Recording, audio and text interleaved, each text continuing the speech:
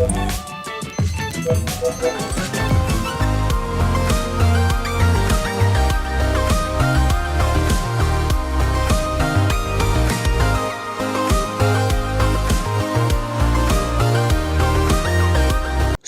को दे पहला स्थान, तभी होगा बीमारियों का निदान। देखिए डॉक्टर लाइव न्यूज, रखे आपके स्वास्थ्य का ध्यान।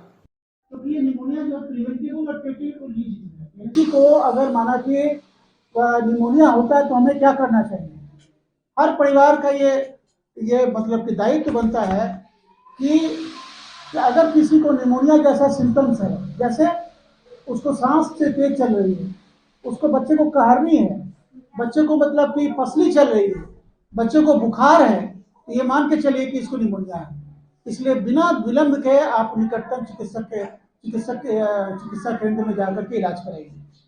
आपकी जानकारी के लिए पूरी दुनिया में 7 लाख बच्चे, 5 साल के नीचे 7 लाख बच्चे निमोनिया से मरते हैं।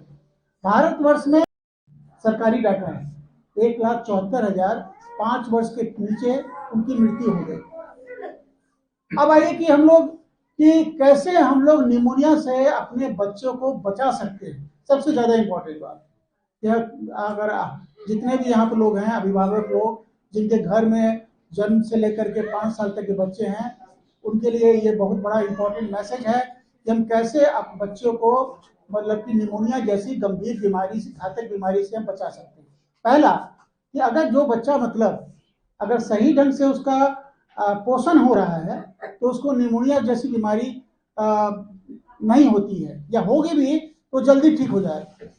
ज्यादातर जो बीमारी घातक होती है कुपोषण बच्चा में, यानी जिसका वजन उम्र के हिसाब से कम है, जिसकी हाइट कम है, वो कुपोषित बच्चा अगर निमोनिया जैसी गंभीर बीमारी से अगर सफर किया तो ज्यादा वो सीरियस हो जाता है, क्योंकि कुपोषण में क्या होता है, प्रतिरोधक क्षमता बहुत कमजोर हो जाती है। इसलिए बच्चा जो है ज्यादा बीमार होता है, जल्दी बीमार होता है और मरने की संभावना भी ज्यादा होती है। तो जरूरी है कि जन्म से लेकर के 5 साल तक खाने पीने पर ध्यान रखना है। खाने पीने का मतलब क्या हुआ कि जन्म के बाद माँ का दूध, 6 महीना तक केवल माँ का दूध, 6 महीने के बाद घर का बना हुआ खाना, 1 साल के बाद घर का जो बनता है जिसमें दांत, रोटी है, चावल है, ये सब खिलाना है। 6 महीना और साल भर के बीच में जब तक दांत नहीं है तब तक पिसा हुआ खाना खिलाना है, बाजार का कुछ भी नहीं खिलाना है।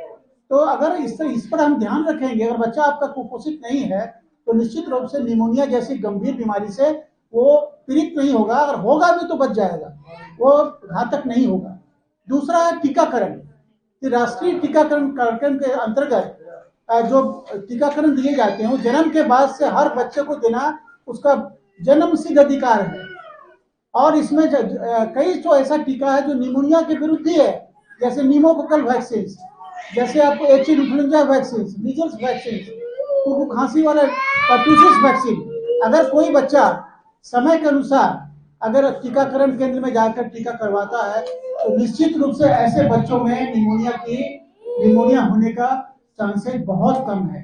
तीसरा है कि प्रदूषण को भी माना गया है कि प्रदूषण एक बहुत बड़ा कारण है निमोनिया का। प्रदूषण जो घर के बाहर भी, घर के अंदर भी।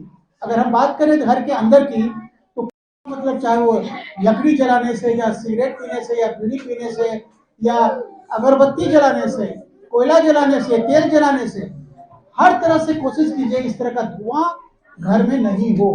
ये धुआं जो बच्चे के शरीर में, फेफड़े की नली में जाता है, इससे मतलब कि फेफड़ा डैमेज होता है। जब डैमेज होगा तो उसको निमोनिया ज्यादा होगा। और लास्ट चौथा है कि साफ सफाई पर पूरा ध्यान रखें।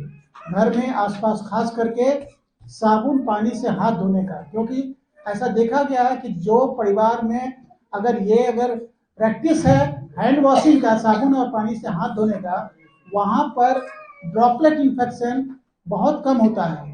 पेट की बीमारी भी कम होती है और फेफड़े की बीमारी भी कम होती है, निमोनिया की बीमारी कम होती है। तो हैंड वॉशिंग, घर की सफाई, आसपास की सफाई पर ध्यान दें। और अंत में भारत सरकार द्वारा विटामिन ए देने की अनुशंसा है, जो 9 महीने के बाद बच्चों में दिया जाता है, हर 6 महीना तक।